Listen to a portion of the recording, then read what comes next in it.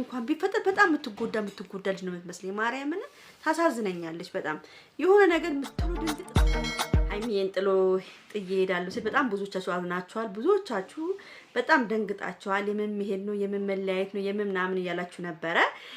እንግዲህ ይሄን ቪዲዮ በደንብ አድርጋችሁ ላይክ፣ ሼር፣ ሰብስክራይብ ያደረጋችሁ ቤተሰብ ትሆናላችሁ። ግን ላይክ አድርጉ፣ ሰብስክራይብ አድርጉ። ለእግዚአብሔር እኮ ነው።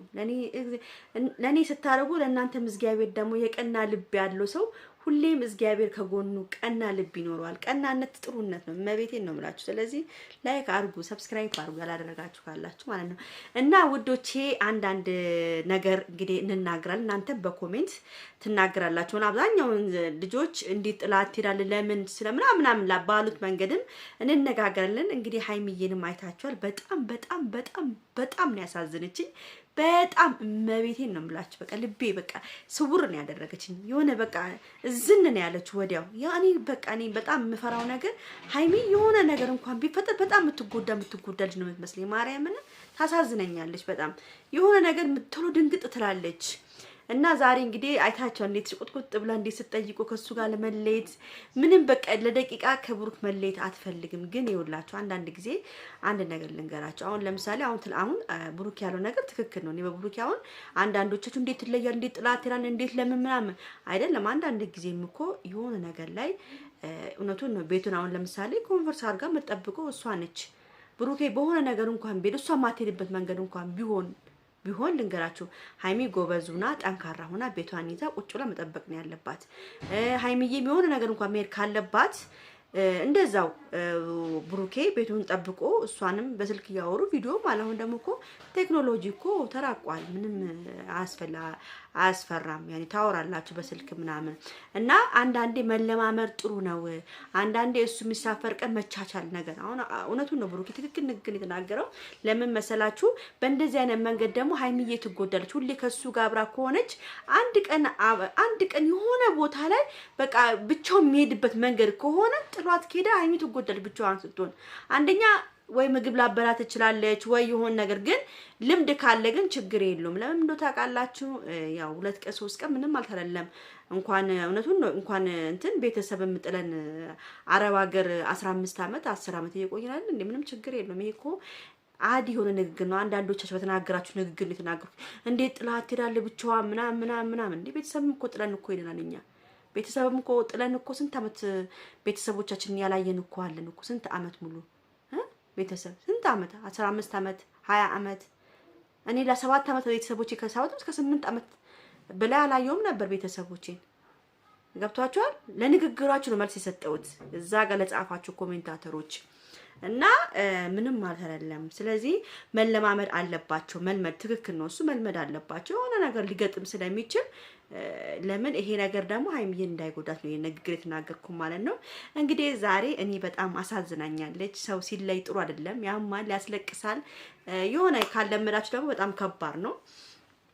ስለዚህ ነው እንጂ ምንም ችግር የለውም እሱ ቢሄድ ማለት ነው። ቡታጅራ እንግዲህ ብሩኬ ጥሩ ነገር ያለው ይመስለኛል ሳስበው። እንግዲህ የሆነ የሚጨርሰው ነገር ሊኖር ይችላል ወይ ሙሽዬም ፈልጋቸው ሊሆን ይችላል። ይታወቃል የእግዚአብሔር ነገር። ሙሽዬና ና ልጄ ሸክ አድርገክ አጠቃለህ ግባ በቃ አብረህ ከኖርክ እኔ ልጄ ከሀይሚዬ ተከብራ ቀለበቷን አርጋ ካንተ ጋር እንድኖር ነው የምፈልገው ብላ ቀለበትም ልታደርግላቸው ሰርፕራይዝም ሊሆን ይችላል። ብሩኬም የራሱ የሆነ ነገር ደግሞ ያው እየሰራም ቤትም ምንም ነገርም እየሰራም ሊያስጨርሰው ነገር ሊኖርም ይችላል። ግን አብሮ መሄዳቸው ግን በጣም ደስ ብሎኛል። ያው ቡታጅራ ስለሆነ ችግር የለውም ይዟትን ቢሄድ ምንም አይደለም። በጣም የሚገርማችሁ ነገር ሀይሚ ደግሞ ምን አይነት ስራ እንደሰራች ታውቃላችሁ?